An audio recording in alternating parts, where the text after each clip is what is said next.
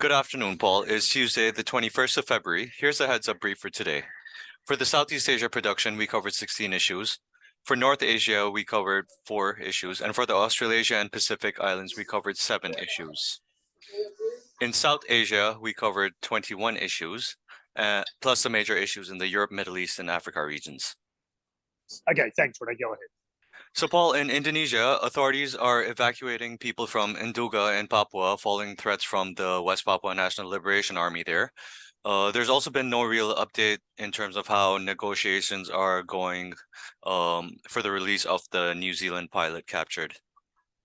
Okay, so Papua Indonesia is its usual state of anarchy and dysfunctional security, lack of control, lack of governance, lack of dealing with a very minor armed movement that's having a way disproportionate impact given the lack of ability of security forces to fix it and end it for all, or for ulterior motives amongst government and other officials for financial reasons and reasons of power. They just don't want to fix it. My feeling would sway somewhat to the latter. Thank you. Thanks, Paul. In Thailand, the Pheu Thai party denied rumors that it had reached a deal with the Palang Pracharat party to form a government post the elections. However, the Palang Pracharat party's Tamanat Prampao yesterday said that it was possible depending on their seat share. Okay, thank you. Also in Thailand, police have been urged to seize the headquarters of the United Thai Nation Party in Bangkok. Its owner is a senator who is seen as close to Prime Minister Prayut, and he has been linked to an arms dealer in Myanmar. The senator is also suspected of being involved in money laundering and the drug trade.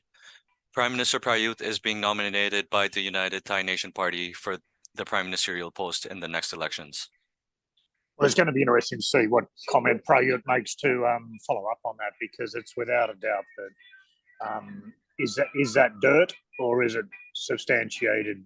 And we'll only know when we see Prayut's response. But the mere comments themselves, where did they come from? Where did they originate from? I mean, it's very vague. Police have been urged by who and urged on what facts. And so whoever has stated that is probably going to have a answer to call from. And if they're silly enough to be a politician from a political party, it could have massive consequences and backfire on them. Do we have any more information on who's behind that claim? Paul, someone in the opposition had raised it. This is after last year, Thai police arrested a Myanmar national who was an arms dealer. So this is in connection to that.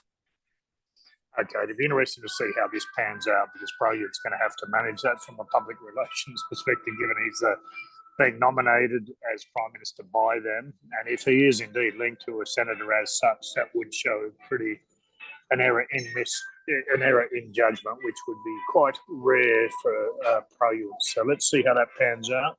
That one, please let the team know, red flag it. Anything on that, I need to know about it straight away via WhatsApp messages, given I'm departing to Timor-Leste, okay? Yeah, sure, Paul. We'll keep a very close eye on this. Right. Thank you.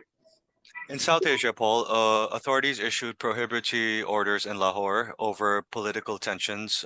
This is coming from Imran Khan's party and the growing terrorism threat. Okay, thank you. The Pakistani president has also called for the Punjab and Khyber Pakhtunkhwa state assembly elections to be held on the 9th of April. Imran Khan had dissolved the assemblies early in January. Okay, thanks. In India, in Nagaland, authorities also imposed prohibitory orders in a district after election-related violence broke out. This is for a single constituency there. It's quite tense at the moment. This is in India's northeast.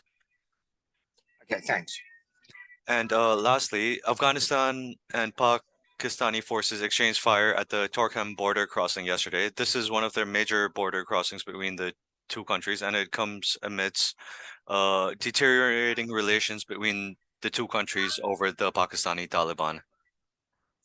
Okay, great, thanks. And lastly, for the Europe, Middle East, and Africa regions, the US President Biden reached Ukraine on a surprise visit yesterday. He's announced military aid worth USD 500 million. This includes artillery ammunition, anti-armor systems, and air surveillance radars. Okay, interesting. Imagine the same in reverse if China or Russia landed surprisingly in Cuba and did the same thing. How would that have gone down with mighty Uncle Sam? All right, thanks a lot. Great brief. Thanks, Paul.